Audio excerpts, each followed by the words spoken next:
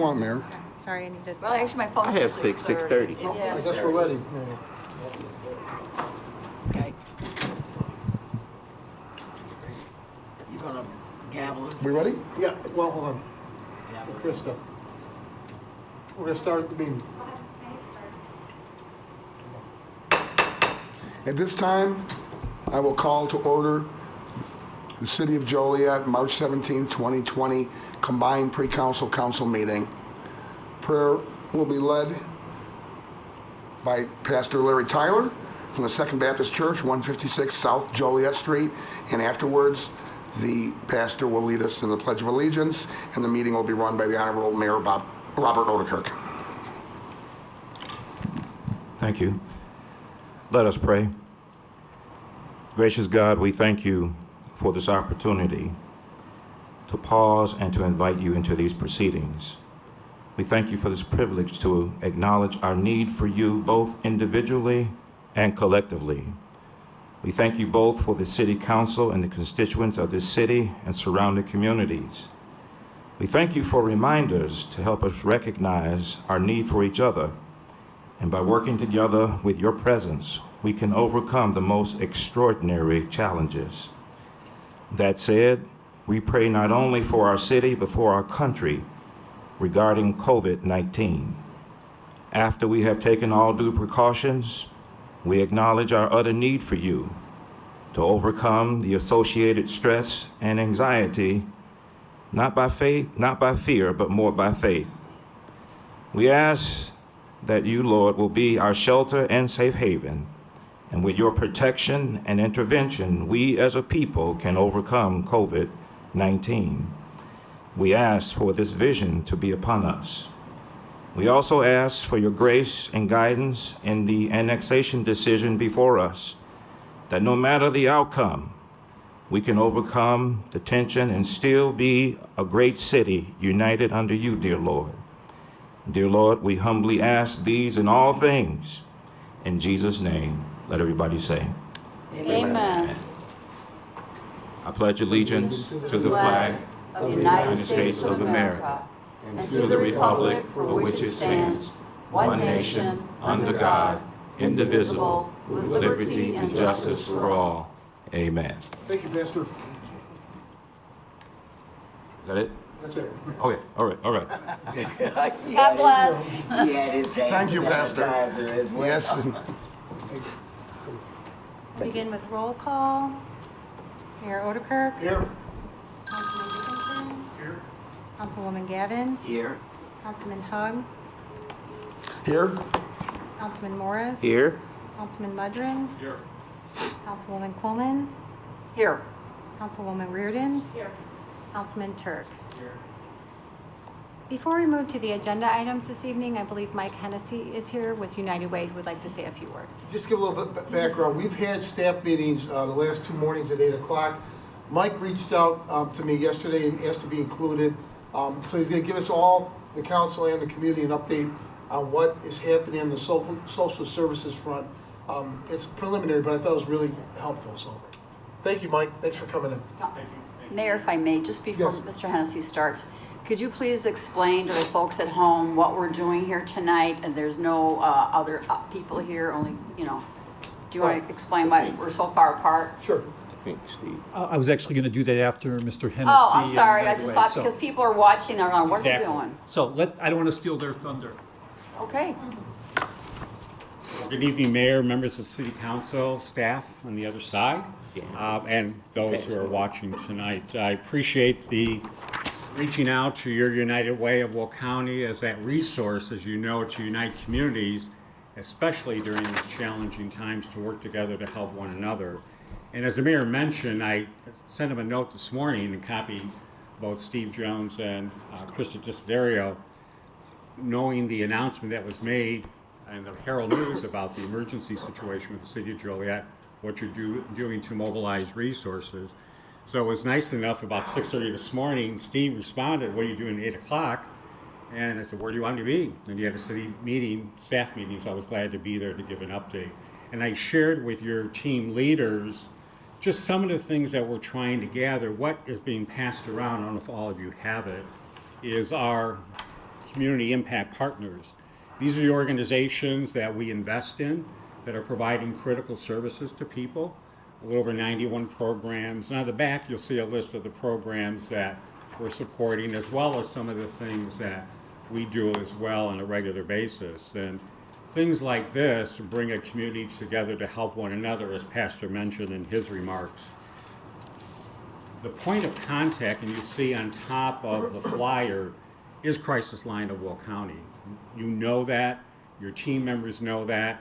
If people are not sure where to turn for help, reach out to the 24/7 helpline number, the 815-722-3344, or individuals can go on their website, willfindyou.help.org, willfindyouhelp.org. And in real-time update, Michelle Batera is their executive director, and we've been in communication several times a day over the last several days. And she's been keeping up to date on services that have changed. And we are in the process, as we speak, getting updated real information from our agency partners, what has changed, what impact services have had on the clients they care for, their availability of hours, etc.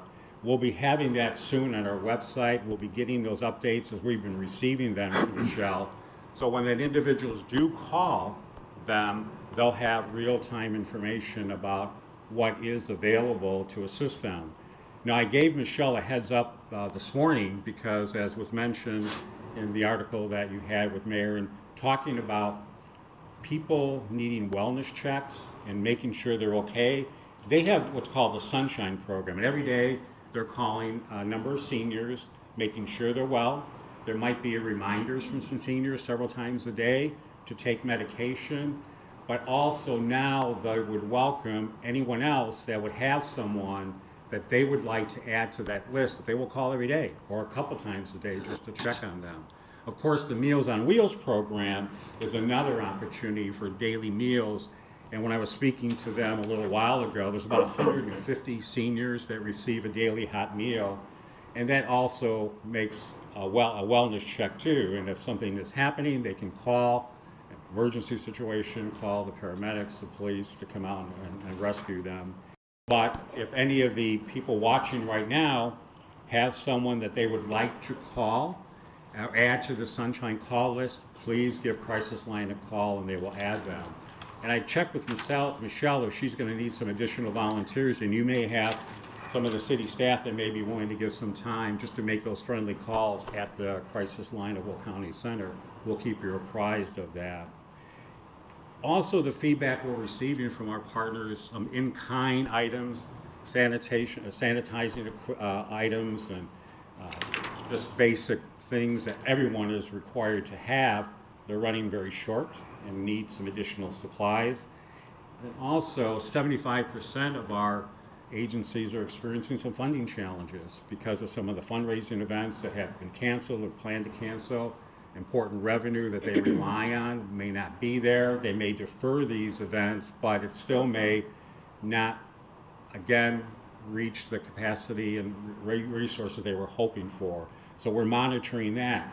Also, there have been some other costs that they've had to incur, increase cleaning costs, other things not anticipated they had not budgeted for, so we're compiling those resources as well, so that if individuals and companies wanted to make a contribution to help offset that, we again are mobilizing our disaster relief fund.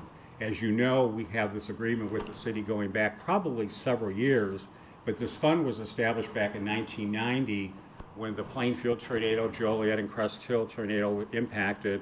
That fund was established to raise funds and distribute them based on input from the community, and 100% of whatever we get goes back to help people in need. So we're going to be having that available on our website very soon. If anyone is wanting to help, and monies will be set aside, and eventually we might find from other communities they may want to have funds set aside too. So we'll have cost centers for every community and resources, work with local leadership, and then in a coordinated way to find opportunities where we can then give those funds back to help people who are facing some significant challenges. And before I turn over to the special person that joined me Brianne Hetman, who is the Chief Operating Officer for Senior Services of Will County. I know earlier this morning we talked about things needed for senior information. When I spoke with Brianne a couple hours ago, she's got some updated information and potential resources. And as you mentioned, Mayor, that things are changing on the hour to keep up to date, and we're trying to do what we can. Some of these resources and changes our agencies are giving to us, we'll continue to have that updated. We'll have it up on our website. And as I mentioned earlier, Crisis Line of Will County will also have that information to make available to the community. Let me just stop here real quick and maybe answer questions the council members, Mayor, you may have. Questions? I have a question. If someone calls crisis line and they are severely impaired and they need to be admitted to a facility, now their facilities are not taking new people right now because of the virus. So what happens to those folks? You're referring to the hospitals? Hospitals and other institutions where they stay for 5 days in the hospital and then they have to go to another facility for further rehab, but the rehab places aren't taking them.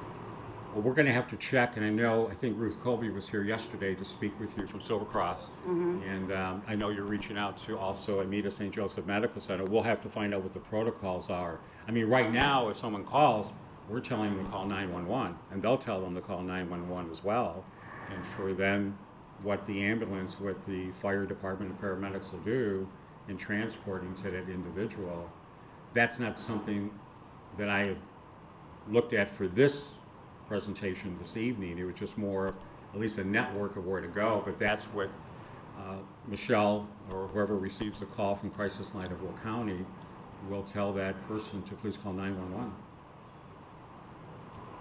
Well, okay. And then Brianne will have some more information too that she can add as well. Do you want me to have? This is Brianne Hetman. Sure. She I is think, the, I'm sorry, Councilman Sandy. Gavin. Just a question for you, and I'm so glad you are here, Mike, because we were just discussing this issue and a possible dilemma that we have.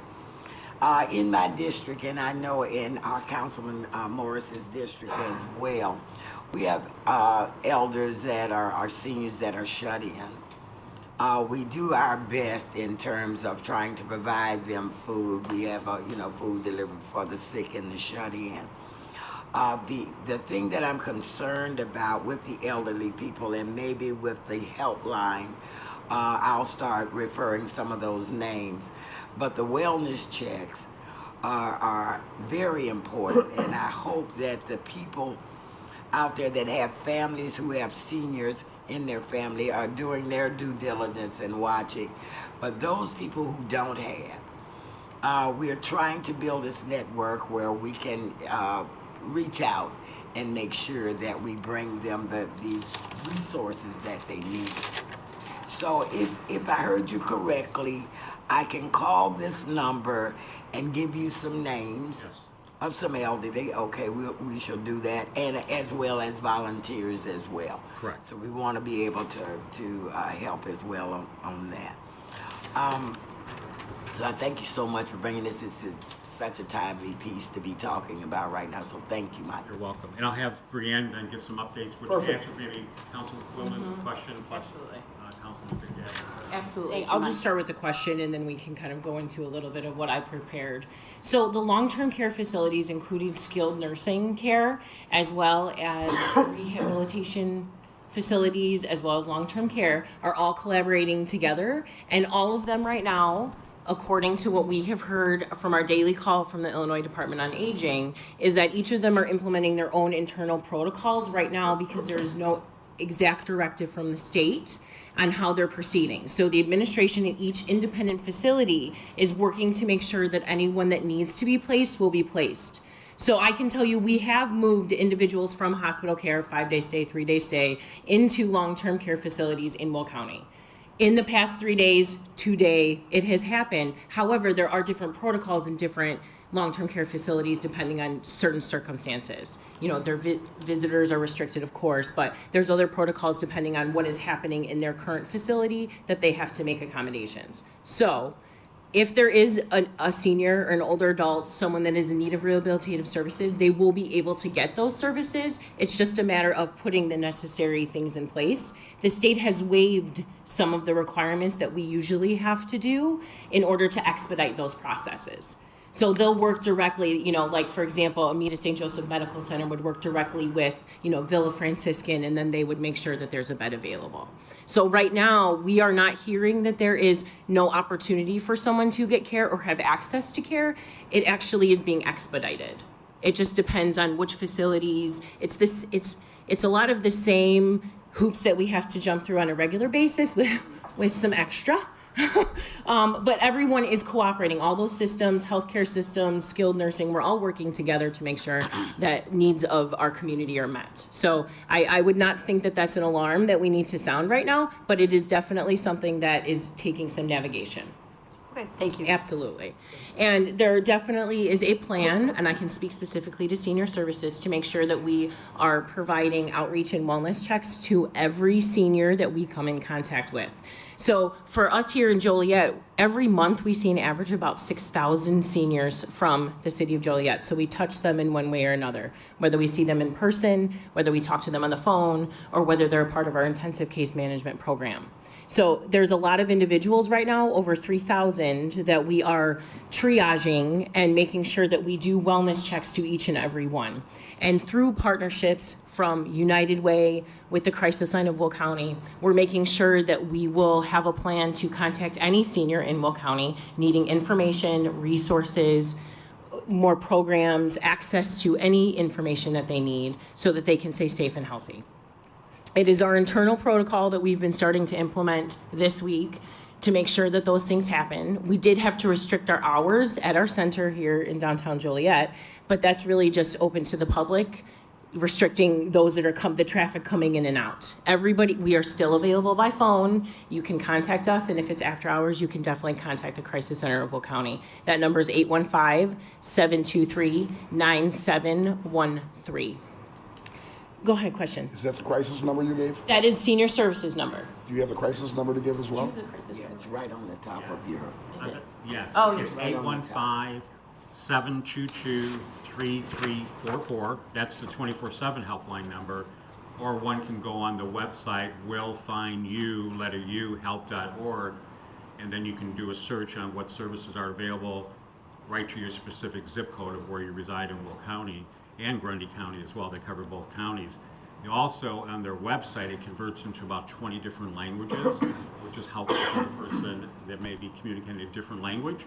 They can again access those emergency services or just general services available to assist them. And maybe, I know Steve's not in there, Mayor, maybe you can direct the city manager to give all that information on our website. Yep. In a more prominent place than maybe it normally is. Okay. So some of the real-time updates that I wanted to make sure that everybody's aware of, we have a daily call with the Illinois Department on Aging, kind of letting us know what procedures we can expedite, what we don't have to work. And one of the things that we are not doing is face-to-face visits, which is something that occupied a lot of our time all across Will County, not just here in the city of Joliet. So what we are doing instead is the wellness checks, like I mentioned, making sure that we're contacting everyone, seeing that their basic needs are met. What the Illinois Department on Aging has done is open up another funding stream where we can access funds to provide for emergency services. And these can be anything from, making a shipped order delivered directly to an older adult's home, or it can be making sure that they have a 3-month supply of their medication and getting it delivered from CVS as opposed to having them have to go and pick it up. So this is brand new. All I did was sign all the documents today and said, please send us the money. But know that if you do have seniors that are in crisis, if you have seniors and older adults that need information, if there's any needs that they have, you can funnel them through the Crisis Line of Will County or send them directly to senior services, because we will have funds, resources, and information, programs, and services that we can put into place to make sure that they are safe and healthy. Any other questions? Good. Thanks so much for letting us come and talk about some of our one of the biggest populations in Joliet. We appreciate it. Thank you. Mayor, council members, anything else we can share with you? I did meet with Kendall Jackson this afternoon. I'll be working with Kendall as kind of the point person for the city, continuing to work in collaboration with our partners and anything you need, don't hesitate to call us, and we very much value our partnership and look forward to continuing together. Well, thank you. Thanks for coming in this morning and this evening. Like I said earlier, it's all hands on deck right now. So we appreciate it, and I know we're going to be in close contact moving forward. Thank you for the good that all you do. Thank you very much. Thank you.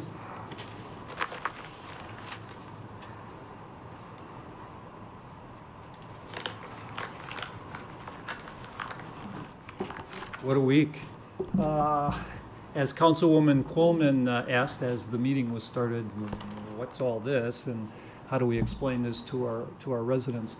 As anyone who has kind of followed the whole saga of the COVID-19 event in the U.S., we've gone from concern to fear to anxiety to precaution.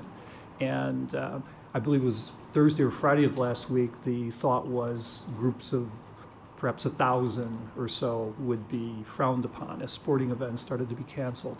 Then it later went down to 250. Then the governor issued some orders about groups of 50 and closing bars and restaurants. And last night, I believe it was last night, the White House talked about groups of 10.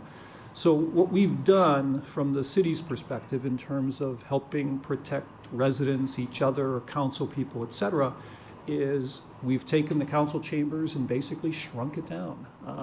We're looking at 10, 11 people maximum in this room.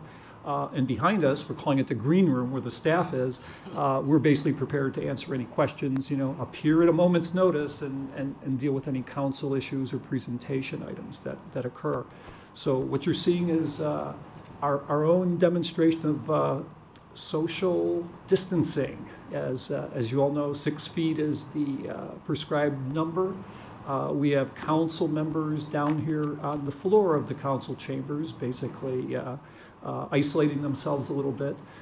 We will have protocols set up for members of the public, people delivering presentations for the council in the future. Right as a table downstairs for anyone who wants to actually address the council under public comment, whether it's an agenda item or something that they just want to address.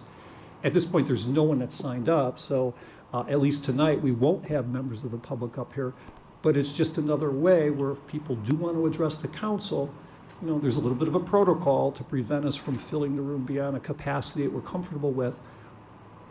But people certainly have the ability to listen to our meetings, watch them live, watch them on our website. So the transparency of what we do certainly hasn't been compromised. So hopefully this will be relatively short. I think we all have fears that it won't, but this is an effort to basically demonstrate our willingness to try to stop the spread, lower the curve, as some of the people are now describing the need to separate people. But I think this is our part. We'll talk a little bit under city manager's report about some of the things that have happened this week in terms of preparedness. Obviously, you've seen the mayor's press conference. We are meeting every day. You heard a little bit from United Way about some of the partnerships we're forming, but these are strange times. And the fact that we're in this room, it's a little warm in here, but the ventilation is running. We're trying to keep the airflow going. There are probably things that we'll wish we never went through. But at the same point in time, we're showing the public that, there's kind of a spectrum of shutting down government and continuing on.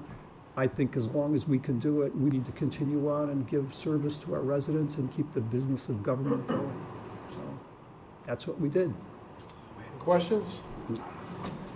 So through the meeting, Krista's already disappeared. We're going to be playing kind of like whack-a-mole, where I'll disappear, Krista will disappear. We're trying to keep the numbers down. We also have some staff members that will probably be coming out on occasion. If there are any questions on any of the agenda items, things I'm not covering in terms of a presentation or a little bit of a summary, let me know. Obviously, this is a combined meeting, and normally we just sit on opposite ends of the table and I highlight certain things and I'm accessible. But with us being across the way, it'll be a little difficult. Everyone can hear you. They all know you're having a meeting. So like anything else, just speak and we will come out and see you. Steve, I know we talked about canceling non-essential meetings, and this is fluid. Do we think in 2 weeks that we probably will have a combined meeting again, not through the pre-council? Fluid's the only way to describe it, Mayor. Anything that doesn't have to be held, I think is a good thing. Obviously, if we had some big issues where there had to be discussion before a vote, we have 2 public hearings that we're deferring tonight. I mean, those are decisions, I think, that'll have to take some discussion. I think part of it always becomes, what's the end point of this? And until we start to get a better handle on that, I think we just have to do this by the seat of our pants, but, literally keeping government open, but doing all we can to preserve and protect public safety is hugely important. Thank you. So I will disappear.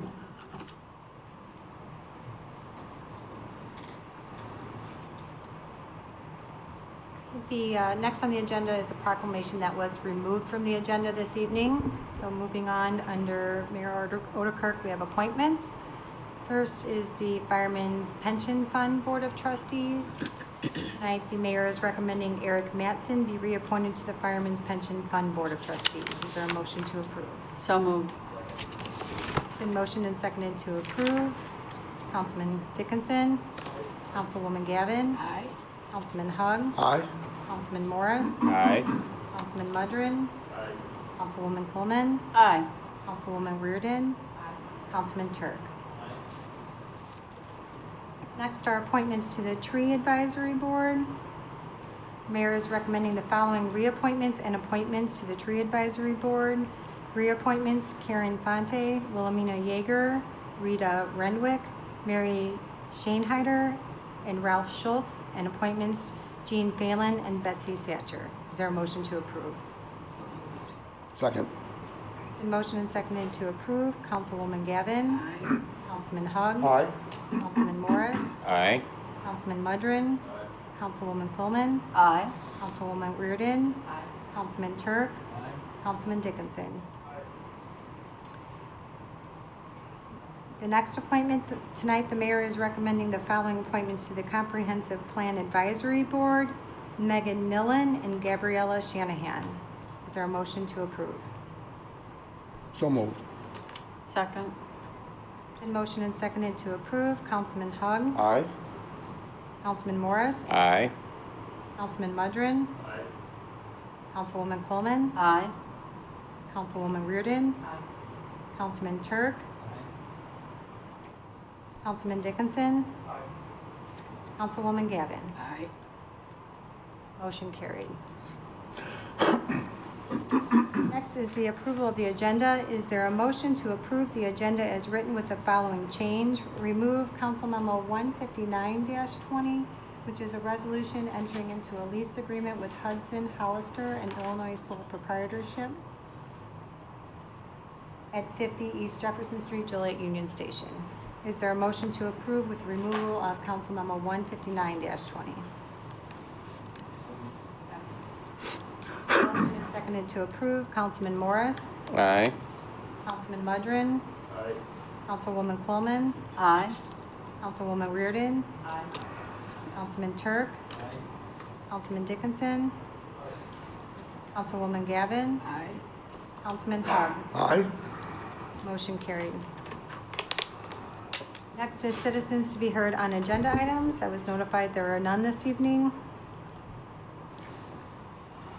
Mayor Pro Tem. Is there a motion to appoint Councilman Terry Morris to serve as Mayor Pro Tem for the term April 1st, 2020 through June 30th, 2020? So moved. Second. Been motion and seconded to approve. Councilman Mudrin. Councilwoman Coleman. Aye. Councilwoman Reardon. Councilman Turk. Councilman Dickinson. Councilwoman Gavin. Aye. Councilman Hug. Councilman Morris, you just can't give me my time in the sunlight, can you? You gotta push me right out of the way. You already passed, so just vote. Aye. Councilman Morris. Aye. Motion carried. Next is council committee reports, CTIS committee report. Yeah, you don't have a Yes, microphone? please.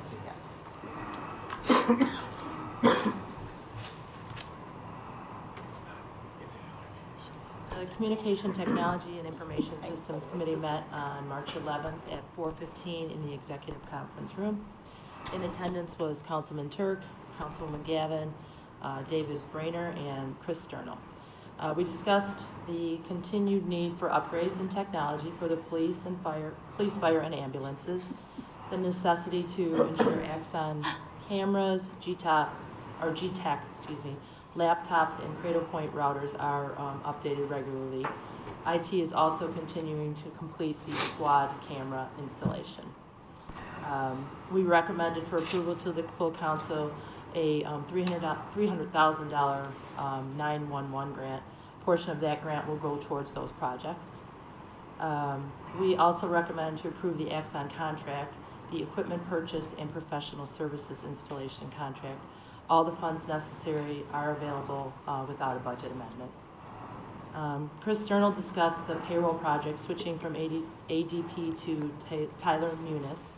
Apparently it was quite a complex project due to the number of codes we have in payroll, but the majority of the bugs have been worked out and resolved. We discussed the Legistar project through Granicus. Apparently, currently, we have a very cumbersome method of bringing together all the information that we need for our agendas.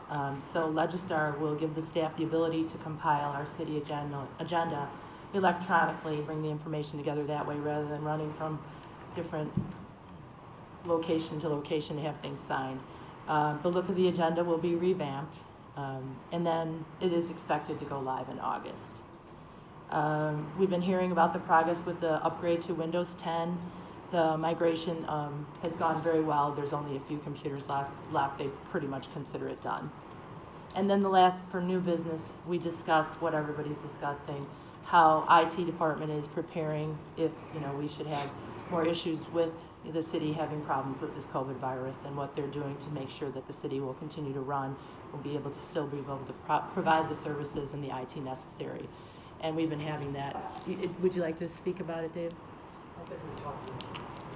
We've also spoken, we just had finance, and they're also working on it too, so I'm sure you're gonna hear from every committee that everybody's working on being prepared for the COVID. Okay. Anybody, any things I left out? You covered And that's it. everything, Madam Chair. Finance Committee report.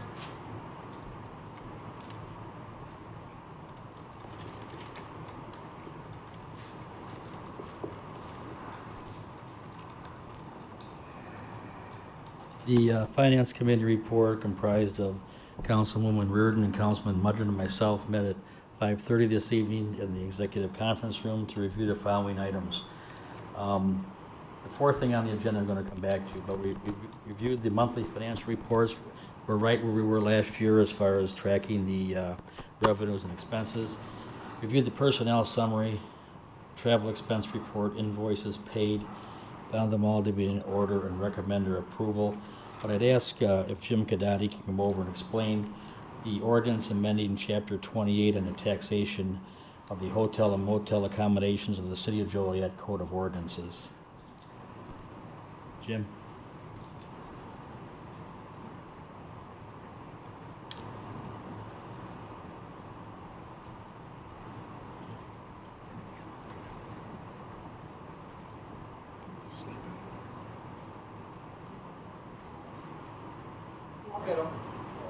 It's downstairs, Mike, in his office. Oh, I'm sorry. Well, basically what it is when people reserve a hotel room on Expedia, it's different than Hotel.com. We do get hotel and motel tax often on Hotel.com, but with Expedia and some other websites, we do not get the hotel motel tax if it's booked through that website. So basically, this would clean that up so that we would get the hotel motel tax. So I'm sorry to make Jim run all the way up. That's basically what it is. He's right there. I thought you did pretty good, Mike. I winged it. Jim, I was talking about the hotel motel tax ordinance, and basically, if Expedia or a website like that, we do not receive any hotel or motel tax from those bookings. However, like Hotel.com and some of the other ones we do. So this cleans up the language that allows us to get the hotel motel tax from the other ones that we do not receive it from. Correct. Correct? It will bring in mind, Jim, if you could grab a microphone, please. it will bring in line the 10% hotel tax that we levy for companies that have an online travel company like Expedia. our current ordinance does not allow us to tax them at the same rate as our brick and mortar hotels. We were advised that there's about 40 of these rentals in our city. Our revenue auditors, as of our company, brought this to the light and said if we tweak our ordinance that they can start taxing them. So we'll just level out the playing field for the online travel companies with our brick and mortar hotels. Thank you. Jim did a better job than I did, Larry, because if I was downstairs and had to run up, I'd be out of breath. He wasn't even out of breath, so that's the report.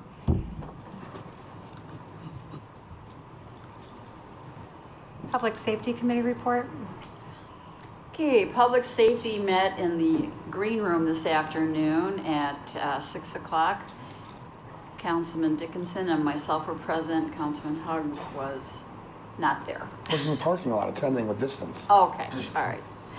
Anyway, we only had one thing on the agenda for this evening, and also in attendance were Chief Plasky, Chief Rochner, Dave Duzick, Mike Ulitz, and Bob Okan.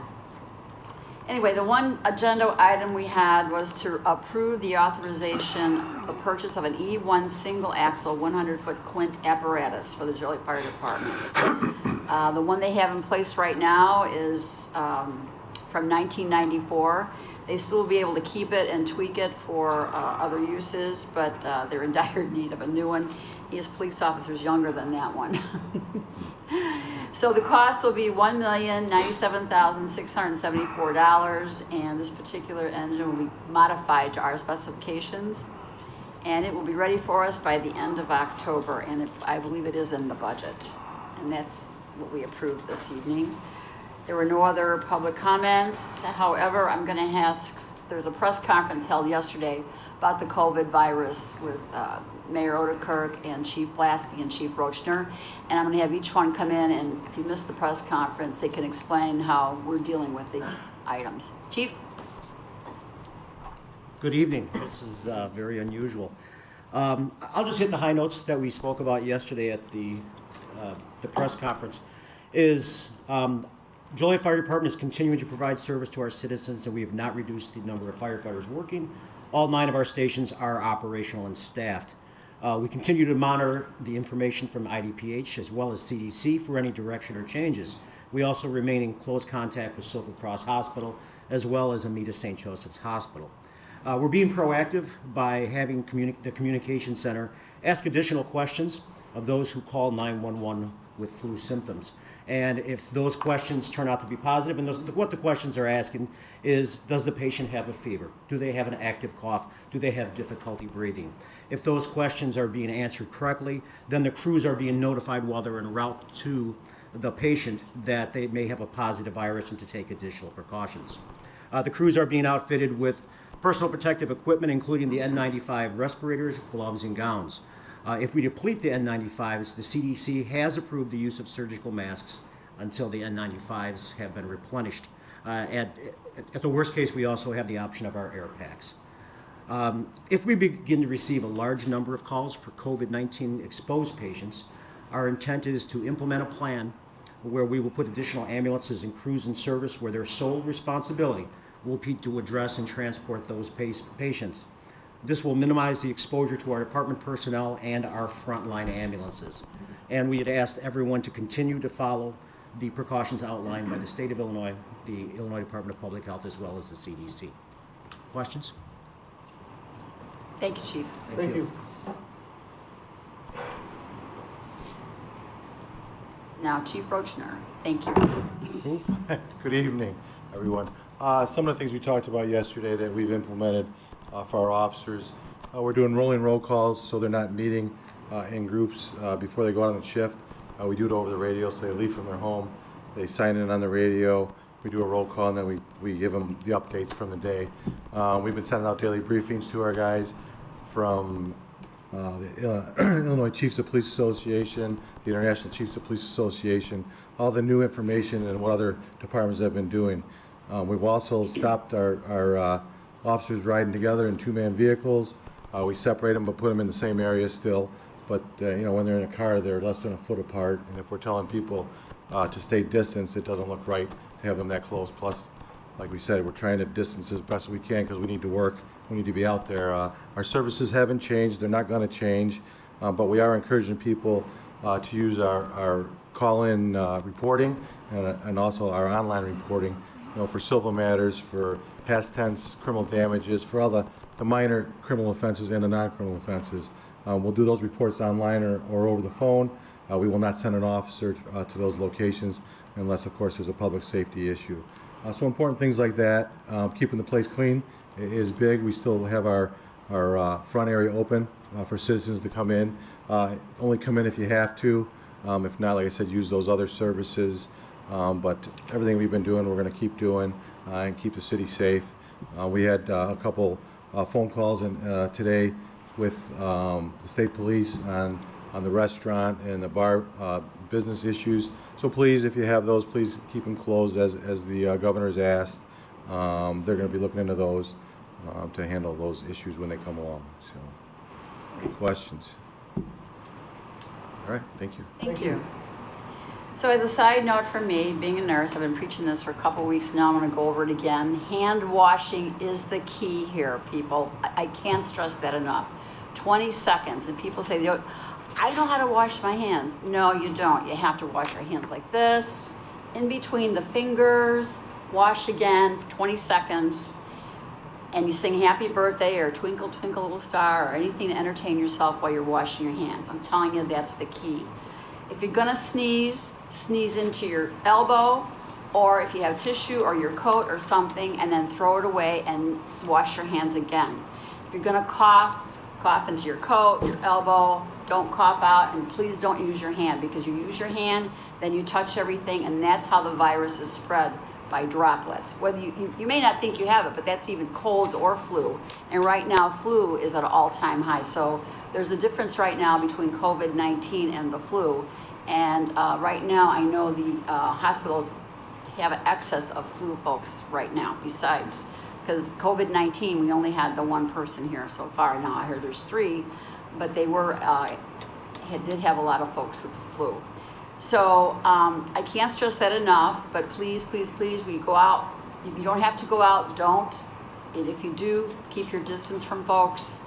And when you come home, wash your hands. Even if you're at home doing something else, you've touched the doorknob or something, wash your hand, because this virus can last up to 2 to 3 weeks, even the flu virus on your doorknob, any hard surface. So I'm going to stop preaching, but please be well and stay safe, and that concludes our report. Can I just add, if you cough in your hand like I just did, you're gonna face the wrath of Jan. Exactly.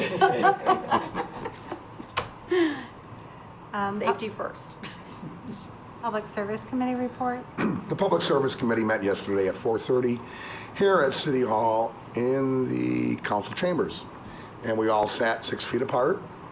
I would open by letting Councilman Dickinson, Councilman Mudrin, Councilwoman Reardon, and Councilman Turk know that if you stop interrupting the teacher, she said she'll let you come back up here. Okay? Our meeting was lengthy, 45 minutes to an hour. There were a lot of items, but frankly, they were all pretty generic items as far as sewer and water repairs, sewer and water maintenance contracts. So we went through all the contracts. We went through all of the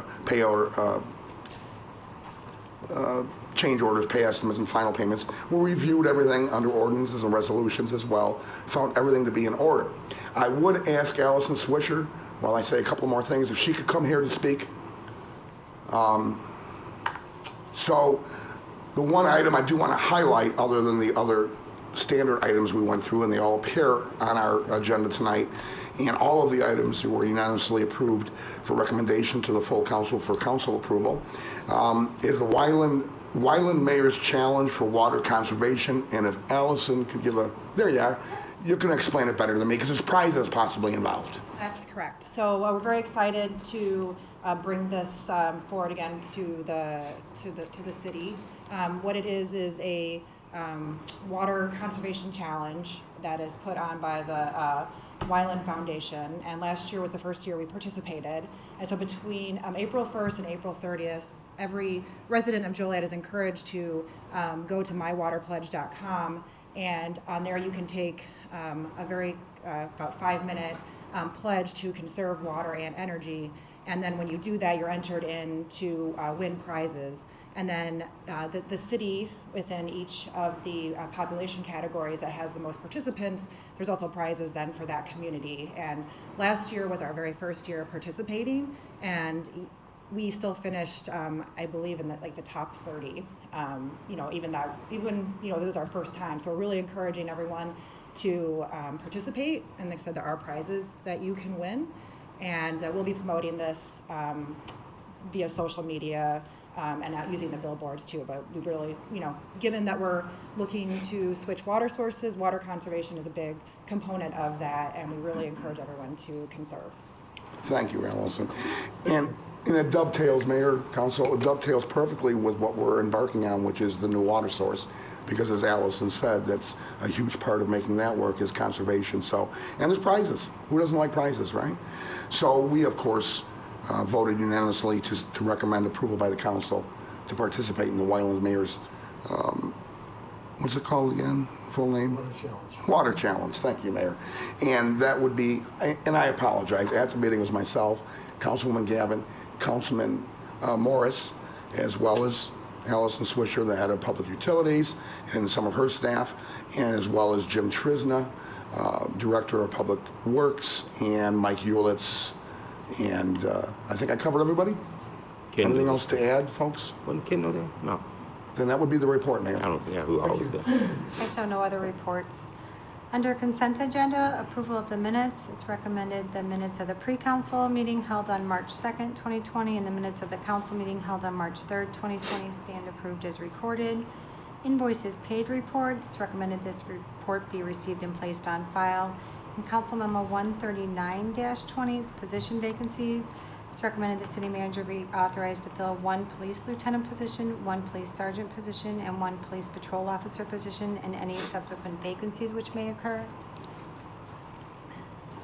I'll just point out that 2 of these were due to retirements, and the other was related to a resignation.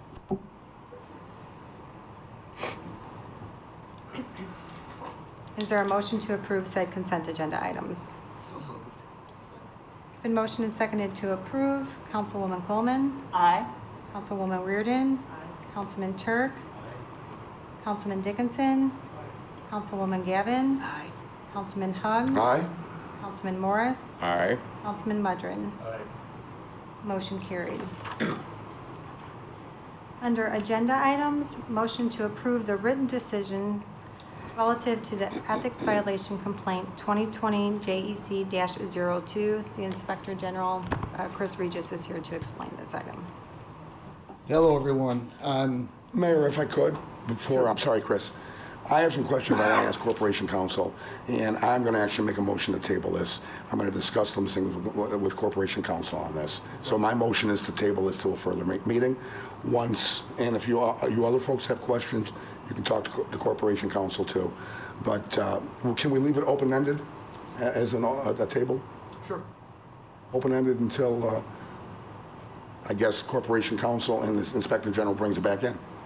Well, it's funny you table it because I was going to, because I got a phone call today from someone that didn't know it was on here and wanted to be here to speak on this item. So I guess I'll second that. You read the roll, Krista?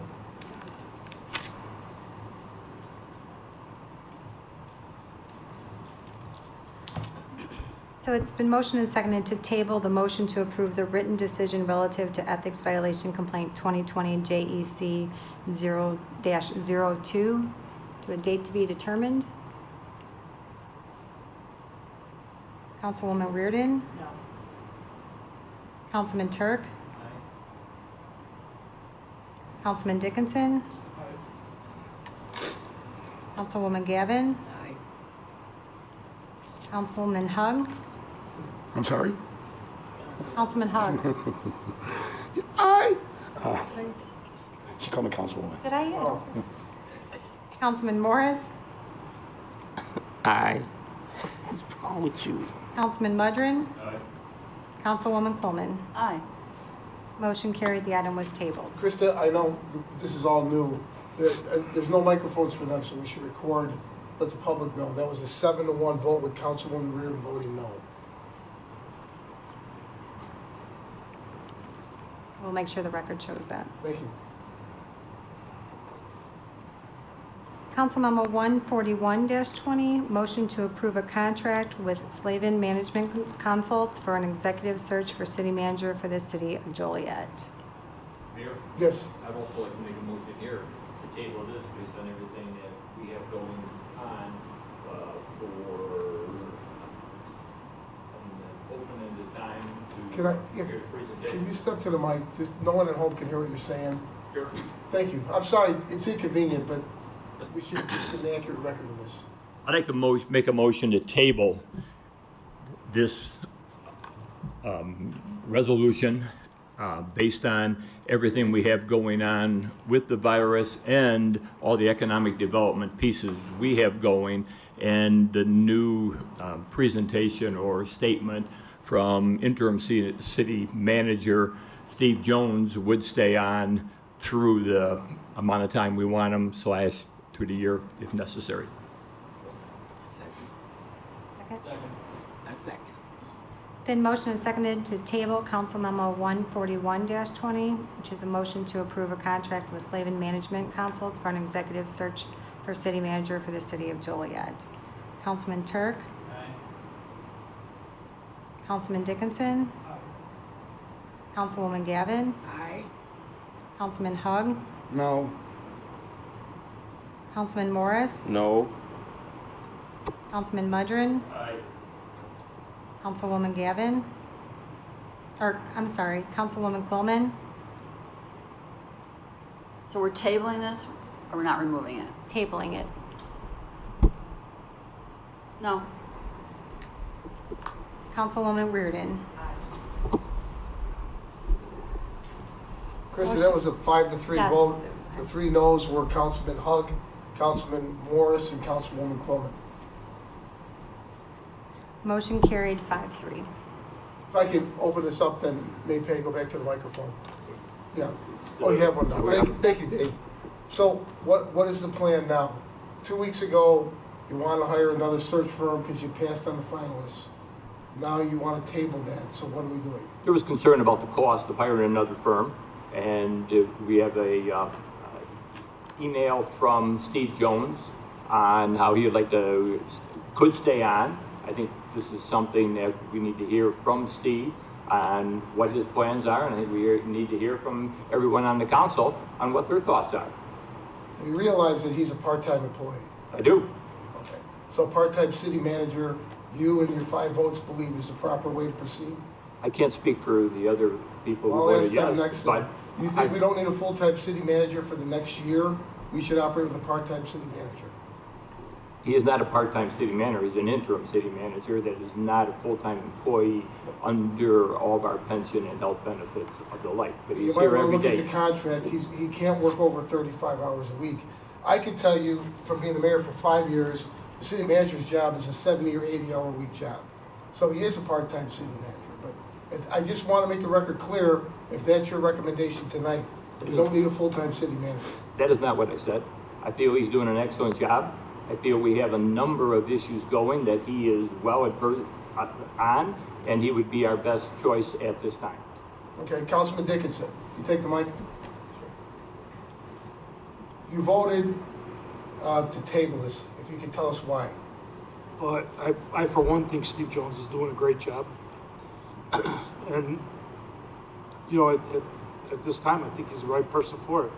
Okay, did you feel that way 2 weeks ago when you voted to hire or to put on the agenda a search firm? Yeah, I've always thought Jones was doing a good job.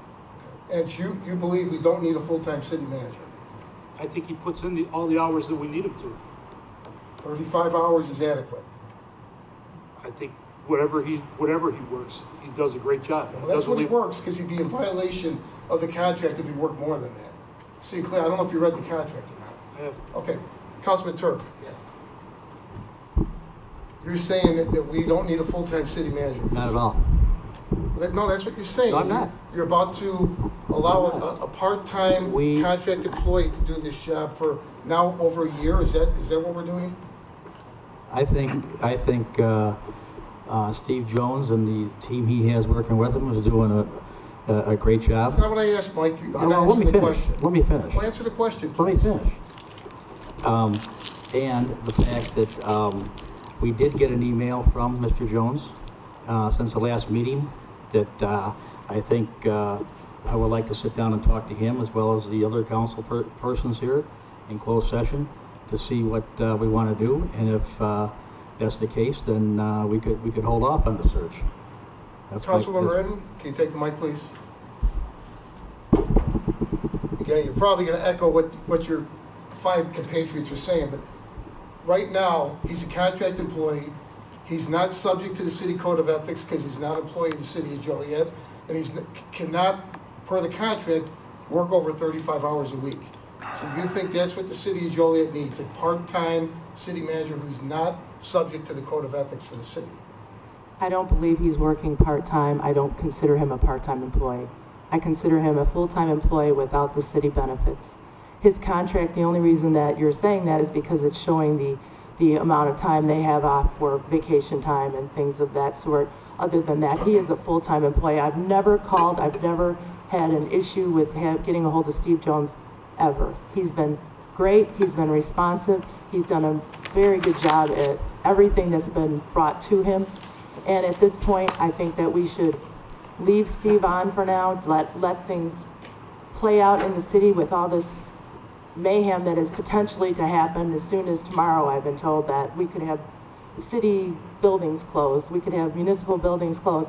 I think that keeping Steve in the position right now for the time being is the correct decision to make. Well, if he's doing what you claim he's doing, which is working more than 34 hours a week, not only is he in breach of his own contract, but he would not be allowed to collect his pension, because he is double dipping, as Councilman Hugg said. So, I didn't say he was working excuse more. me, I'm not done. You probably shouldn't speak for him because you could have cost him thousands of dollars a week.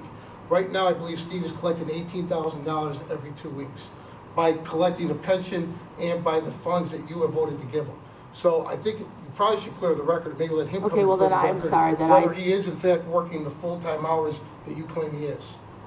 Councilman Gavin? Yes. I guess same question. May I finish, please? Hold on, He's no, I have the full-time. floor. Councilwoman Gavin. Yes. I never considered Steve when he took this position as a part-time, didn't look at it like that. What I do believe is that the situations that we're in right now, Steve, is best to handle that and stir the ship and keep it stirred straight. By tabling, we voted to table this conversation. And so I'm willing to table that for future conversations with Mr. Jones. Other than that, I don't think that anybody has anybody thought that he was not doing his job. And in the times that we needed him, we call him, he's there. Whatever needs to be done, he's there. So I am willing. That's why I voted for the tabling. I want to find out as much information as I can. We look at this and we go forward from there. So I don't have a problem with that. Okay, thank you. Well, I think Councilman Redden wanted to. Yes. Okay. Since they've chosen not to give the explicit details, prior to the recent developments since Friday, the email was sent out. I wouldn't have mentioned it, but now it's been mentioned by 5 folks because it did say confidential, I think. But It it's did been say mentioned, confidential, yes. and the offer from Mr. Jones was to stay on as a double dipper until after the elections of 2021. Not 2020, 2021. Everybody that I know, including myself, says a full-time employee is somebody who works a minimum of 40 hours a week, a minimum. This position requires 60 to 80 hours sometimes. I don't understand how the 5 are trying to convince me that a maximum of 35 is full-time. It's a part-time position. The mayor pointed out something that has disturbed me for 2 weeks since I found this out. Whether it's Mr. Jones or anybody else in the capacity you have chosen to hire him, he is not covered by the ethics ordinance. Not saying that he's doing this, but I will tell you this much, he could be working for other communities right now. He could be working for some of the development companies that come to us, and he's not in violation of the ethics ordinance because it doesn't cover him. And whether or not he did do that, does do it, or doesn't do it, is not the point. The point is this has been a mess, and they're using a very serious situation, the COVID-19 containment effort, to try to justify the mess that's been going on since last June. And I'll be frank, I'm not going to go into detail, but I don't think I agree with those who said that he's doing a fabulous job. Well, I'll add to that. I've worked very long days with Steve the last week, and I do think he's doing a good job. It doesn't change the fact that he's not a full-time employee, and he can't be a full-time employee. The optics are wrong. It's certainly, as Councilman Hugg said, it opens the door for a whole lot of speculation and criticism about what may or may not be happening. It's unprecedented. I think since this changed in the 1950s, I'm not being funny, I wasn't here, but when the city manager form of government was adopted by Joliet, never, in my knowledge, has the city council taken the position that we need a part-time contractual non-employee to do this job. So we're tabling it tonight, you passed it. I think we need to take a long look at this, and I urge the 5 of you to reconsider what you're doing. I think you're heading us down the wrong road again. Under licenses and permit applications, Council Memo 143-20, issuance of a Class E liquor license at 203 North Ottawa Street for the Crystal Room. It's recommended the Crystal Room located at 203 North Ottawa Street be issued a Class E liquor license. This particular item, our Deputy Liquor Commissioner is not here. However, this was submitted for recommendation. This is the basement of the Catholic Charities building, which Mr. Bays has owned. It'll be operated by another individual. I'll point out that just a little bit of a nuance, there is a memorandum of understanding, which is in the works right now, that will be given to the Deputy Liquor Commissioner as something that needs to be complied with and signed prior to the actual issuance of the license. So a little bit of a nuance, and it relates to some fire protection that's being done because that building was remodeled. Steve, I know on this one, staff did work with Mr. Bays and his team quite a bit. That's correct.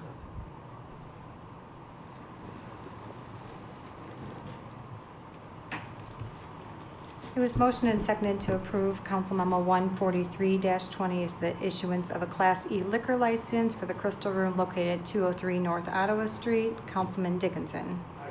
Councilwoman Gavin. Aye. Councilman Hugg. Aye. Councilman Morris. Aye. Councilman Mudrin. Aye. Councilwoman Quillman. Aye. Councilwoman Reardon. Aye. Councilman Turk. Aye. Motion carried. Moving on under public hearings, first is Council Memo 145-20, ordinances and a resolution associated with the annexation of 21001 Rock Run Drive. Tonight, we will be opening the public hearing for both public hearing items, and then we will be voting to continue them. Is the hearing open, Krista? Yeah, let the record show the hearing is open for Council Memo 145-20, which are ordinances and a resolution associated with the annexation of 21001 Rock Run Drive. And I would look to entertain a motion to suspend the hearing and continue this until April 7th. So moved. It's been motioned and seconded to suspend the hearing and table this to table Council Memo 145-20 to the April 7th, 2020 council meeting. Councilwoman Gavin. Aye. Excuse me, Krista, can you read that again? I may have misspoke. Yeah, and that's what I wanted clarification. So we want to table both the I'm sorry, continue it. continue the public hearing and table the council memo item. Thank Is that you. what, I just want to make sure that was your intent. Thanks for clearing that up. Yes. So the intent of this is to continue the public hearing and table the item for voting at the April 7th, 2020 council meeting. Councilman Hugg. Aye. Councilman Morris. Aye. Councilman Mudrin. Aye. Councilwoman Quillman. Aye. Councilwoman Reardon. Councilman Turk. Councilman Dickinson. Motion carried.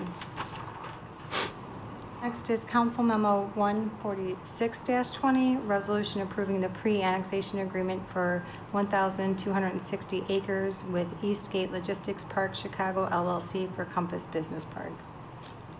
Is this hearing open? Kendall, are you going to say a few words before the hearing? Oh, no. Okay. We will follow the same process for this one, so let the record show that the hearing is now open. Is there a motion to suspend the hearing and continue until April 7th? So moved. Second. I just want to confirm, continue the hearing. Continue. It's been motioned and seconded to continue the public hearing for Council Memo 146-20 and table the item to vote at the April 7th, 2020 council meeting. Councilman Hug. Aye. Councilman Morris. Aye. Councilman Mudrin. Aye. Councilwoman Coleman. Just for clarification for people that may be watching, we had to open the hearing because it was posted, but we are not discussing it, and there is no one here, correct, Krista, that signed up to speak on this? Correct. I received notification no one is here in attendance. Right, because I know everybody wanted to speak, and that's one of the reasons, you know, why we did what we did for public safety. So, yes, I will vote aye. Councilwoman Reardon. Aye. Councilman Turk. Aye. Councilman Dickinson. Aye. Councilwoman Gavin. Aye. Motion carried. The item was tabled to the April 7th, 2020 council meeting. Next, under ordinances, Council Memo 148-20, ordinances associated with U.S. Route 30 Kellogg Street subdivision. This includes an ordinance approving the preliminary plat of U.S. Route 30 Kellogg Street, a minor subdivision, Unit 3, and an ordinance approving the recording plat of U.S. Route 30 Kellogg Street, a minor subdivision, Unit 3. Mayor and Council, this is the site of the now vacant Lone Star Steakhouse building, now under the ownership of Chick-fil-A. They are moving forward with this platting to create essentially two lots on the site. The Lot 1 will be the site of the future Chick-fil-A store. Lot 2 will be the site of a future multi-tenant commercial building, and those tenants have not been identified at this point. Public improvements, sewer and water connection fees required by Public Works and the city's subdivision regulations. The building will meet all requirements of the city's non-residential design standards. Landscaping will be also part of the requirement as well. Plan Commission voted unanimously to approve the preliminary plat as well as a recording plat, and the administration concurs. Thank you.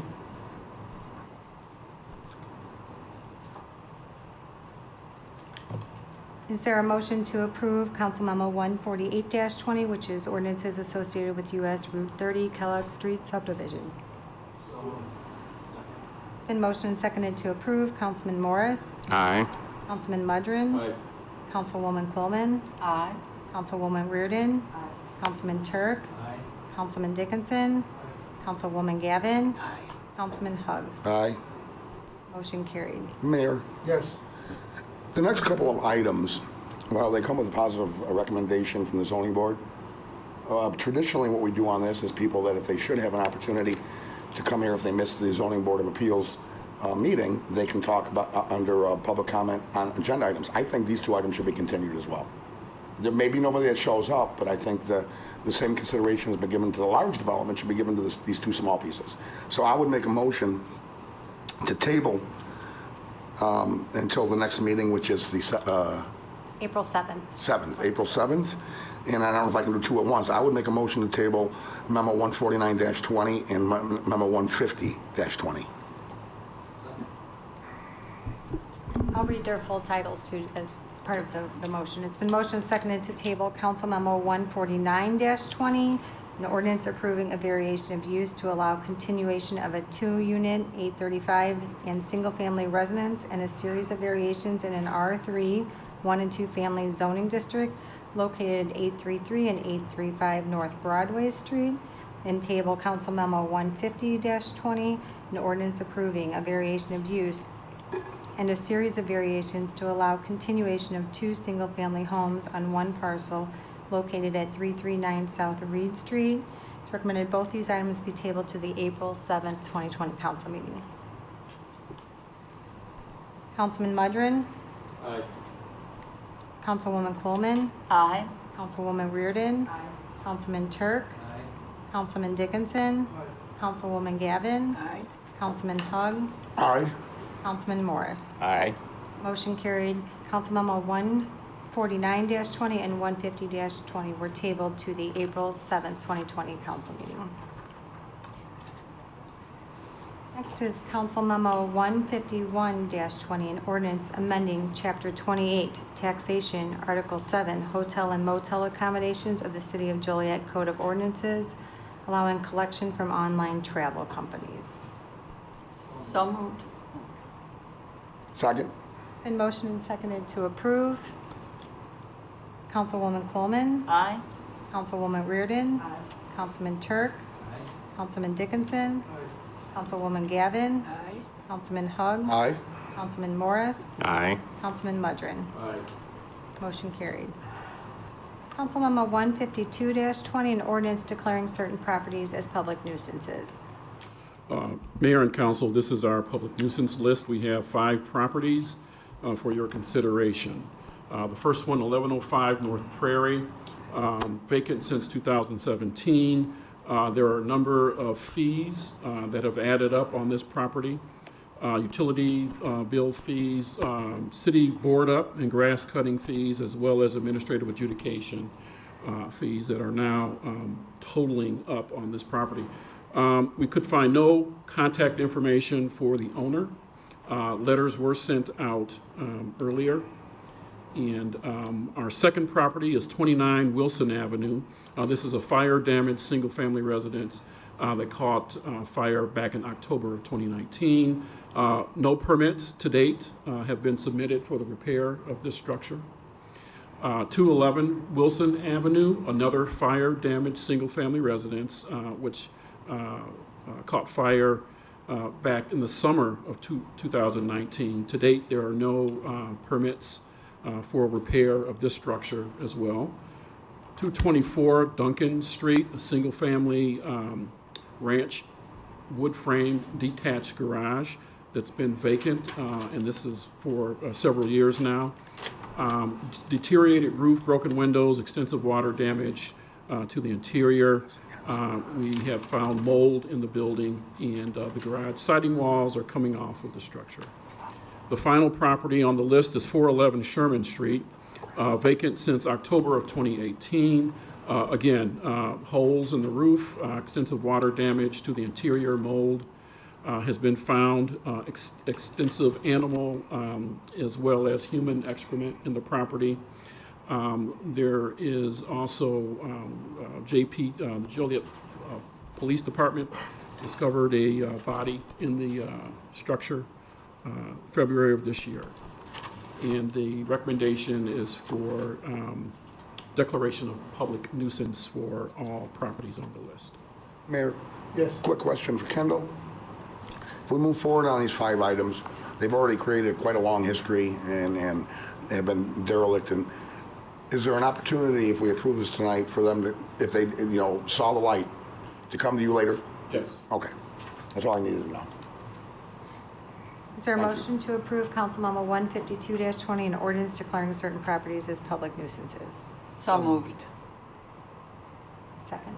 It's been motioned and seconded to approve. Councilwoman Reardon. Aye. Councilman Turk. Aye. Councilman Dickinson. Aye.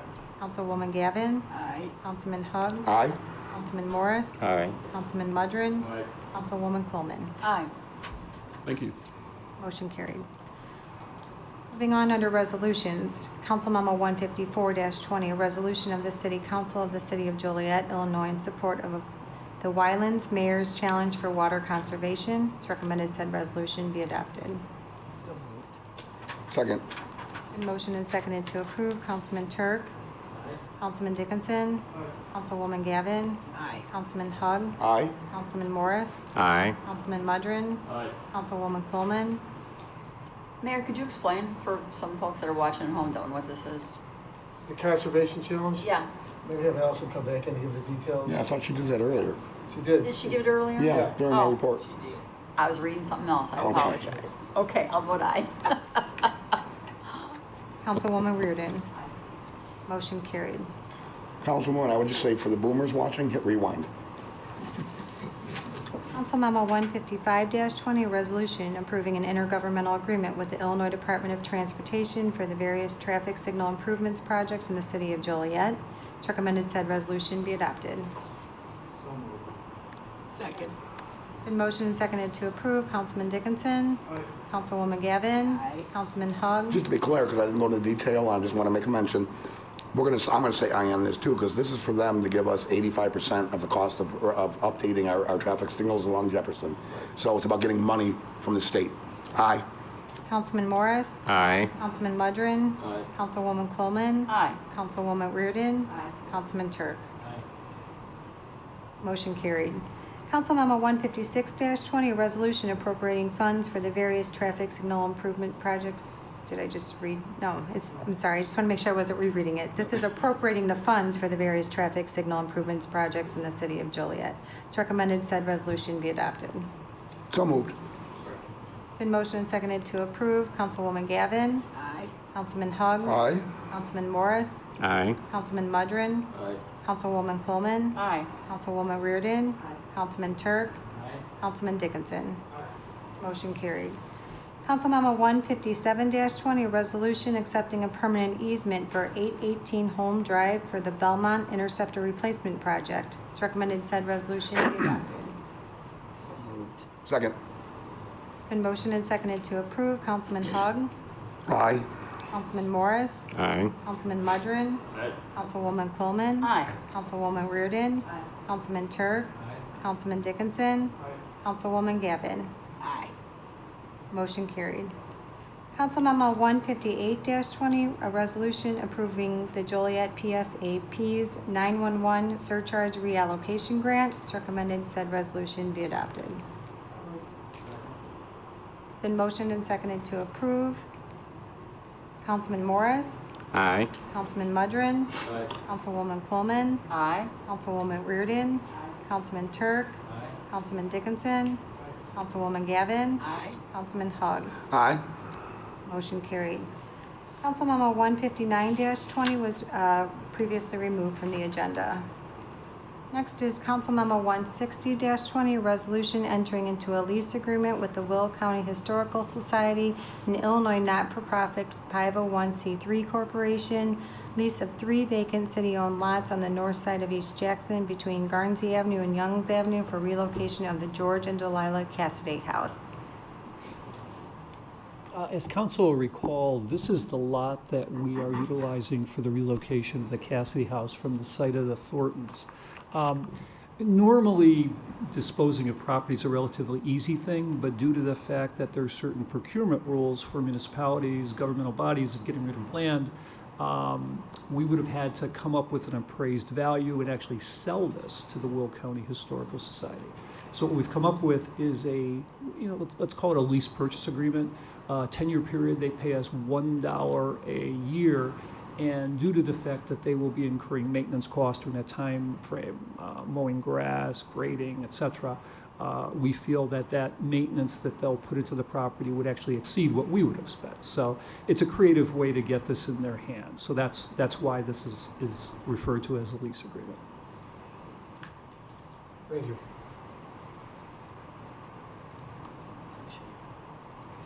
Is there a motion to approve Council Memo 160-20? So moved. Second? Is there a second? Been motioned and seconded to approve Council Memo 160-20, a resolution entering into a lease agreement with the Will County Historical Society, an Illinois not-for-profit 501c3 corporation, lease of 3 vacant city-owned lots on the north side of East Jackson between Gardsey Avenue and Youngs Avenue for relocation of the George and Delilah Cassidy House. Question, Mayor? Yes. Just to be clear, this would be the final piece of the puzzle in the facilitation of a liquor license at the Thornton's gas station? Steve, can you step back in? Did you hear the question? This would be kind of the final piece of the puzzle in the facilitation of awarding that liquor license to Thornton's gas station. We did that to move this house. We gave them a liquor license to get them to agree to have it moved, and now we got to find a place to put it. But it's all part of the big deal. It's part of the agreement, correct? Thank you. Any other questions? It was motioned and seconded to approve. Councilman Mudrin. Aye. Councilwoman Coleman. Aye. Councilwoman Reardon. Aye. Councilman Turk.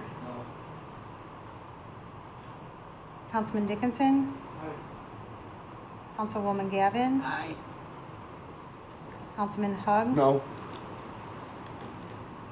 Councilman Morris. No. Chris, that was a 5-3 vote with Councilman Turk, Hug, and Morris voting no. Motion carried. Under bids and contracts, award of contracts, Council Memo 162-20, award of contract for the 2020 sidewalk curb replacement project. Council Memo 163-20, award of contract for the Pryor Street Pleasant to West End roadway improvement project. Council Memo 164-20, approve a professional services agreement for the 2020 annual real-time monitoring service contract. Council Memo 165-20, award a contract for the 2020 sewer root control program. Council Memo 166-20, award a contract for the bulk water dispensing stations project. Council Memo 167-20, award a contract for the purchase of a Ford F-550 for the Utilities Division. Council Memo 168-20, award a contract for the West Side Wastewater Treatment Plant SST tank repairs. Council Memo 169-20, award a contract for the East Side Wastewater Treatment Plant digester pump replacement. Council Memo 170-20, award a contract for the lift station generator replacement. Council Memo 171-20, approve a professional engineering services agreement for the combined SCADA system control center. Council Memo 172-20, award a contract for the 2020 utilities restoration program. Council Memo 173-20, award a contract for the 2020 lead water service replacement program. Council Memo 174-20, award a contract for the 2020 redundant valves improvement project. Council Memo 175-20, approve the purchase of an E1 single axle 100-foot quint apparatus, Joliet Fire Department. Council Memo 176-20, purchase 2 Chevrolet Malibu vehicles for the Planning Department. Council Memo 177-20, approve a professional services agreement for the West Side Wastewater Treatment Plant project plan. Council Memo 178-20, approval of additional hourly services request for fee authorization, proposed Rock Run Crossing, public-private crossing, public-private partnership. Council Memo 179-20, fund the public safety mobile device project. Council Memo 180-20, award a contract for Axon Fleet 2. And Council Memo 181-20, award a contract for mobile equipment installation to DH Wireless. It's recommended Council Memos 162-20 through 181-20 be approved. So moved. Second. Motion and seconded to approve. Councilwoman Coleman. Aye. Councilwoman Reardon. Councilman Turk. Councilman Dickinson. Councilwoman Gavin. Aye. Councilman Hug. Aye. Councilman Morris. Aye. Councilman Mudrin. Aye. Motion carried. Amendments, change orders, and payments. Council Memo 183-20, approved change order number 2 for the 2019 sanitary sewer cleaning and televising program. Council Memo 184-20, approved change order number 7 for the 2018 sanitary sewer rehabilitation project. Council Memo 185-20, approved change order number 8 for the downtown sanitary and storm sewer improvement program. Council Memo 186-20, approve amendment number 10 for the professional services agreement for the 2017 sanitary sewer investigations and rehabilitation program. And Council Memo 187-20, approve change order number 1 for the East Side Wastewater Treatment Plant phosphorus removal project. It's recommended Council Memos 183-20 through 187-20 be approved. So moved. Second. Been motioned and seconded to approve. Councilwoman Reardon. Aye. Councilman Turk. Aye. Councilman Dickinson. Aye. Councilwoman Gavin. Aye. Councilman Hug. Aye. Councilman Morris. Aye. Councilman Mudrin. Aye. Councilwoman Quillman. Aye. Motion carried. Next is the city manager report. To say one of the interesting things about this new arrangement is to try to count how many times Krista has had to get up and sit down. So we're kind of enjoying it in the other room. We've heard a lot tonight about the coronavirus and some of the efforts that are being undertaken within the community. Think about disaster planning generally. I think, our first responders, council, staff is pretty much geared up to think of disasters as something happens, it quickly leaves, it's time to figure out what damage there was, how to fix it, and then we move on. What we're facing now is something, we don't know whether we're at the beginning, the middle, even close to the end. So, you know, we're going to ask the community, ask the council, ask our fellow staff members for patience as we get through this. We're doing the best we can, making up a lot of stuff as we go along, trying to really look at public safety as being the key, trying to be responsive to the community. We don't know, for instance, tomorrow whether what's happened in the San Francisco area will be issued at a statewide basis here in Illinois with regard to total shutdowns. So the key, I think, the key takeaway for the community is that even if we are ordered to go down to essential operations, close public buildings, et cetera, we'll try to find ways where our staff can reach out and do things above and beyond what our normal role is. So, I mean, we're here, our goal is to be as normal as possible, even though we have to change things like our council meeting room. So we're here for you. If there's anything we could do better as this process goes through the cycle, certainly let us know. But community comes first, and we're going to take that philosophy to the mat.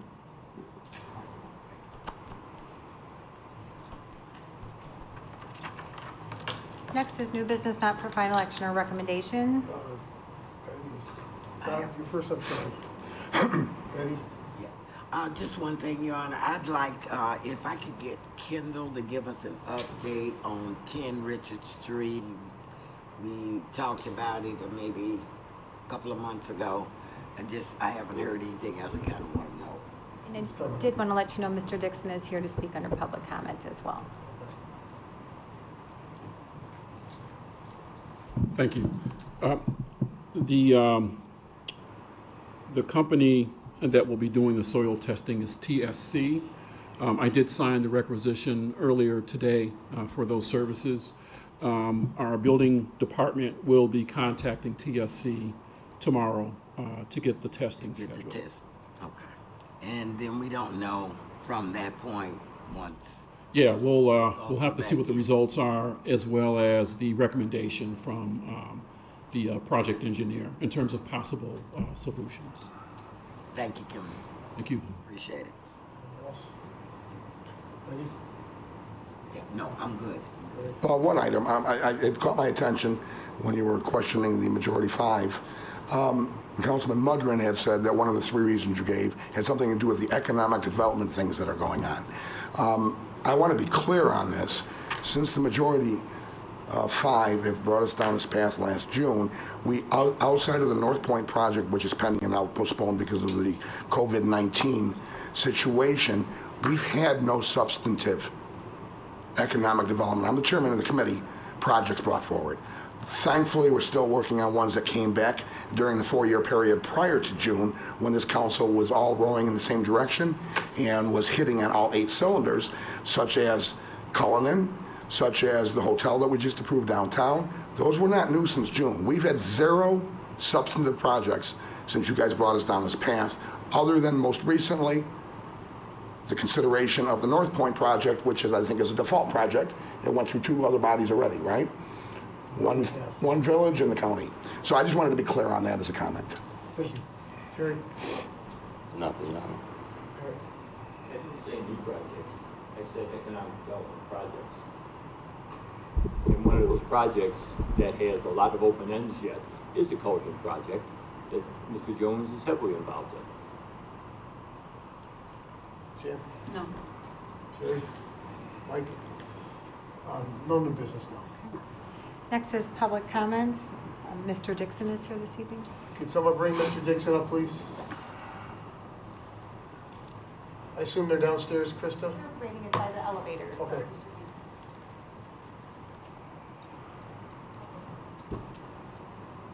He's coming.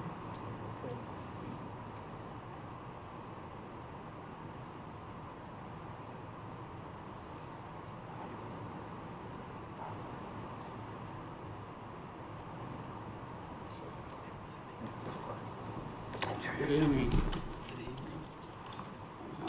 Thank you, Mr. Mr. Mayor and the council for this opportunity. What I would like, first of all, I want to say something. The last time I was at a meeting,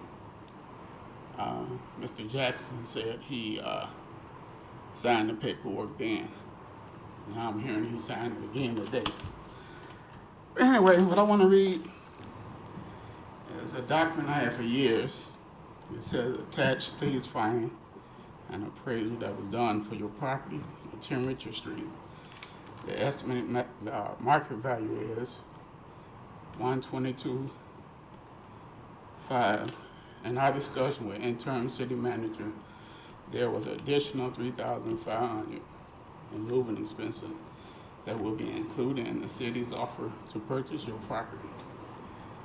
It does say the offer is valid for the next 60 days, and it did go up to $5,000 in moving expenses.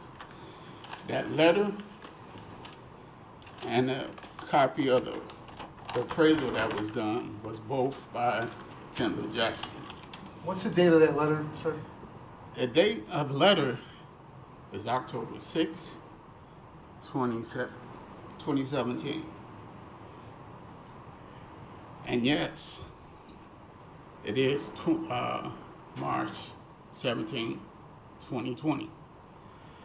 And I've been under the impression that my house will be purchased all this time.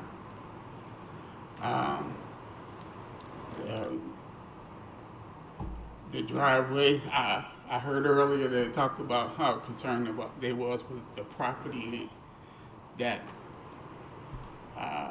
gonna be a nuisance to the public. Well, I have some issues with my property. That driveway, that was done when a ground dig was done on my property by the city. The problem I'm having with the garage separating from the house, this is my second garage. And the problem is caused by all the debris that was not removed from the property in the beginning, before that Richard Grove site was built. So, I heard about this status of them doing a soil sample. Now, they dug 2 holes back in 2017. And that was the result of my driveway shifting. Now they're talking about doing some more digging. I'm just trying to find out what's going to happen with 10 Richard Street. Any questions?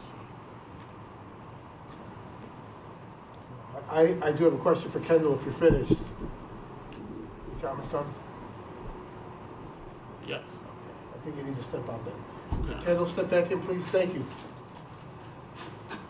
Kendall, if you can give a little quick history. That was the executive session, the council voted to tender that offer. That was 3 years ago, 2.5 years ago. Was that offer accepted or no? To my knowledge, it was not accepted. Okay. And is that still pending, or is that off the table if you know? I do not know. Our staff was directed probably about a year ago to start to work with Mr. Dixon on another round of solutions. And so myself, Steve Jones, as well as our building director met on site with Mr. Dixon and talked about soil testing as a means to come up with another solution. In terms of the offer, I'm not quite sure what the status was after the council closed session meetings, but we are prepared to do this next round of testing and find another solution. So the answer to his question, you want to know what's going to happen to this property. The answer is there's another round of testing going to happen, and then negotiations with the city at that point? Correct. Okay. Thank you. Thank you. Mayor? Yes. I was out to Mr. Kendall. I was out to Mr. Dixon's house Saturday morning again, and I know that he had told me that Councilwoman Gavin was there, I think, on Friday. And, I think the frustration is he had that letter, whether it was some misunderstanding between him and the city or what happened, why that was never executed, I don't know. But, it looks like he's the only one in that is having a problem. Now, he did show me on Saturday that his neighbor to the north looked like might be starting to have a little bit of problem with his driveway, and the garage wasn't flush with the floor of the garage. But it's the garage his garage is pulling away from the house again, much more than it was before. The backyard is sinking. We've done the digs out there, and I support the soil borings, but I think we need to, bring this to a head relatively quick, because it's been, 3 years now, and it's pretty frustrating, But I think that it was obvious what was put in that ground. Why that one area, I don't know, but house never. You think they would have found that when the building inspection way back when that house was built, they would have seen it when they approved the foundation. But I have no idea. That goes way back a long time. But I know there's a lot of stuff going on. But if we could try to get the resolution for this, the quicker the better. We will. Thank you. Yes. Before Kendall leaves the podium, and I concur with Councilman Turk. But Kendall, here's my real concern about that. I am so nervous about that driveway.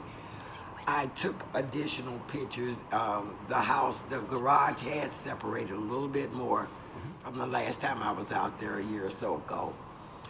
But what also concerns me is his driveway. It is collapsing. It is sinking. And so if you would have whoever's doing this test, or TSC or whatever, to please look at that. Even the crack in the asphalt, I'm believing if I stuck something down there, it's a good 6-8 inches deep. I did look at the neighbor's property as well. I believe there's going to be some issue there. It's looking like it's forming like Mr. Dixon's property. So we really need to take a really, really hard look with the surveyors or whoever is looking at this. And then kind of give us some go ahead on that. It's scary. It is really scary to me. And for have him pull into his driveway and have to use that. Nobody can park on that side of his driveway. If I'm facing this, the left side of his driveway, you can't. Your car is gonna go right down. So we really need to look at that and see what we can do here. We'll follow up. All right. Thank you. Thank you. I appreciate that. Thank you. Kendall, Mr. Mayor, Kendall. Sorry, Kendall. It sounds like to me, Mr. Mayor, and I could be wrong, that Mr. Dixon is talking about the offer that he felt was made to him. I'm just trying to make sure I'm clear. We all know the garage is pulling. They've done it a couple of times. I was out there when Mr. Mackley dug down there, just happened to be driving by when the backhoe or whatever was out there, 2-3 years ago, Mr. Dixon? So we saw what was down there. We did this at the land use meeting. We know what's down there, stuff that shouldn't be down there. But Mr. Dixon, I believe, is here this evening, is talking about, and correct me, Mr. Dixon, when you get a chance to come back in, Kendall, he's talking about the offer that was made to him. He wants to, and we talked about this at land use, Mr. Dixon wants to move. Then we should contact the legal department and see if we can execute that. Yeah, so, Councilman, I'm glad. I think it's two different things. I'm glad you brought that up. Yeah. The offer, that discussion is out of my hands. That lies with the council. Right. Yes.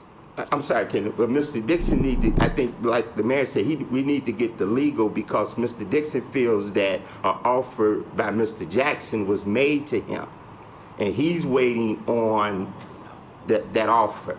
Now, the house, and we talked about this in closed session, what we were going to do with the house if the city took ownership, if the city took ownership, where we're gonna fix it, whatever, you know.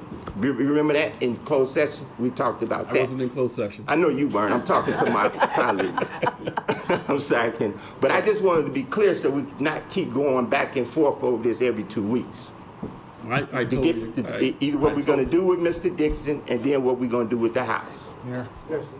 Councilman Turk sitting here is correct. I mean, I kinda like So this much too. sense. He's absolutely correct. you know, an offer was made to Mr. Dixon, and above that, there was a small amount, I think, for moving expenses that was also offered. And why that was never executed, I have no idea either. I don't know. But he is right. Mr. Dixon would like to move out of there and get on with his life. And I think that we have to decide, you know, what we're going to do with that home, and what we're going to do with that property, and what's going to happen there. Because, I mean, I'm sure the home probably should be demoed. I mean, don't right, know. this is council's decision, but I'm just wanting us to get clear on what we, you know. Right. And I don't want, you're maybe right. Mr. Dixon have changed his mind about staying there, but the conversations think that I had, even if the house was fixed, because it was fixed before, and so he just preferred to, at least, and again, I don't want to put words in Mr. No, if he Dixon's comes mouth. up here, I think he'll tell you. Right. the same thing. Well, I think at this point, legal should take over and talk to Mr. Dixon offline and see if we can get a resolution on this. Maybe before we spend money on another soil test.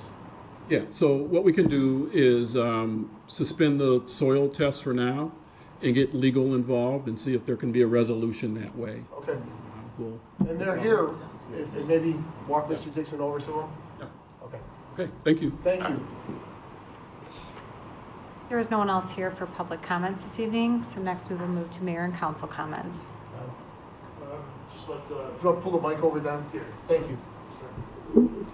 just like to make sure everybody takes good care of their health, and you know, together we'll all get through this. Just hang in there.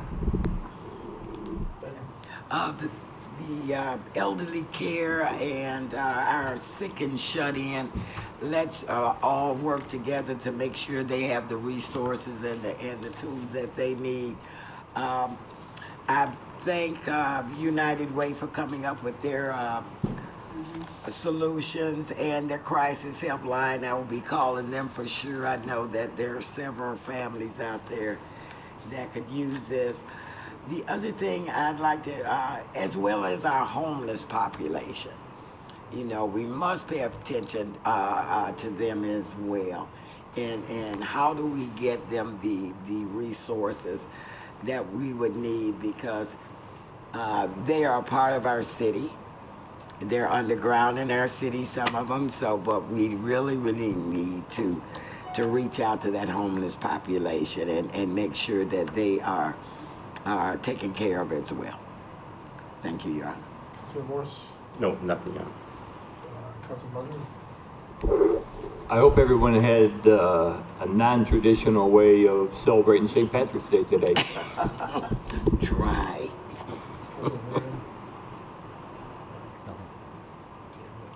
It's okay. Well, happy Thanksgiving. Listen to me.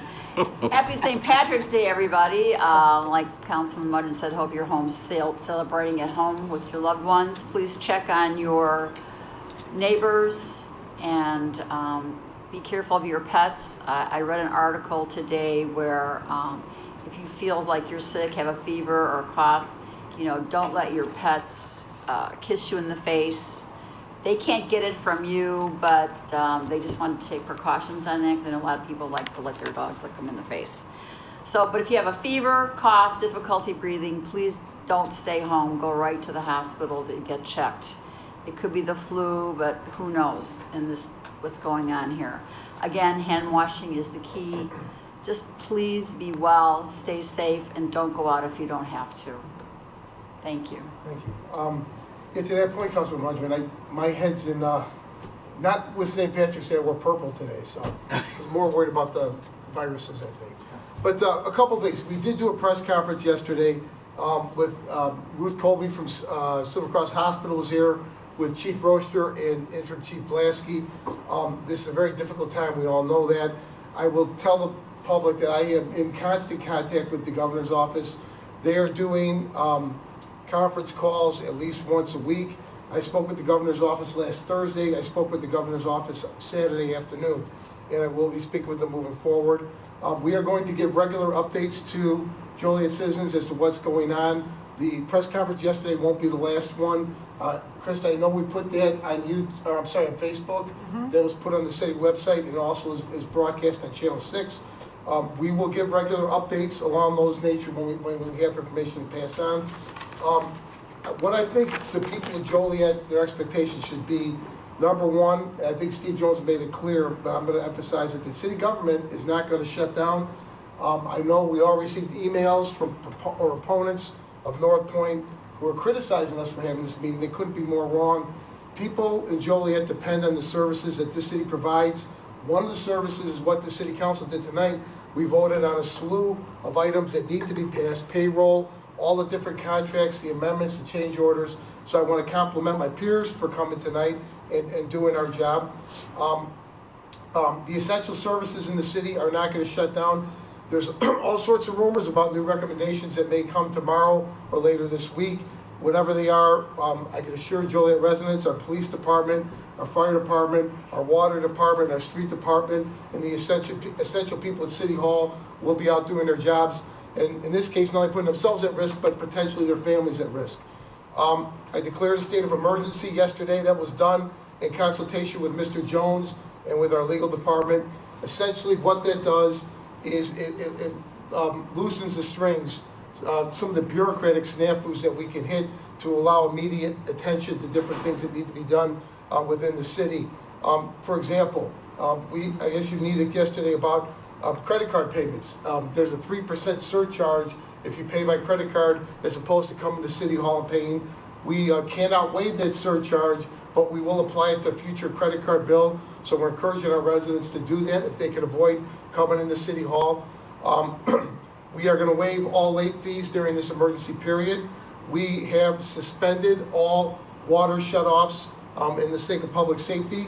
We are not going to shut people's water off if they have not paid their bills. We also, and Chief Rocher alluded to this, any restaurants or bars that are not in compliance with Governor Pritzker's directives, we're not going to personally get involved in that enforcement, but our police department will complete a report and forward it to the state authorities. I want to thank United Way and Will County Senior Services and the numerous social service agencies that we are cooperating with. One of the items that we threw out yesterday is a work in progress, but a couple of years ago, we implemented here a snow shoveling program for seniors and people with disabilities. It's worked well. I've instructed Steve Jones to pursue that type of list and that type of help. We know seniors are the most vulnerable with this disease. I think many seniors at this point are trying to self-quarantine themselves, knowing they're at risk. We are going to see what we can do with volunteers and with city staff who are going to be repurposed or redirect to try to help these seniors who need food or medicine delivered to their houses that don't want to leave their house. And Krista, obviously you're going to be working on that too. We have Dave Brainer working on the website, so that's a work in progress. So again, I want to thank all our city employees, especially the first responders. I want to thank staff. We've had long days going back to last week. I do want to thank Steve Jones, although I've argued against the contract extension. He has done a good job leading the city at this point. And again, I want to thank the council for coming tonight. You have to lead from the front. It would be totally irresponsible, in my opinion, to tell our police and firemen to go out there and do their job, but this council neglect to do their own. So I was glad to see everyone show up tonight. I expect we're going to be back on April 6th or April 7th, and hopefully we have better news, but we should assure the people of Joliet, as a community, we're going to make it through this. So thank you to everyone involved. Is there a motion to adjourn? So moved. Second. Motion seconded to adjourn. All in favor? Aye. Opposed? Meeting adjourned. Thanks for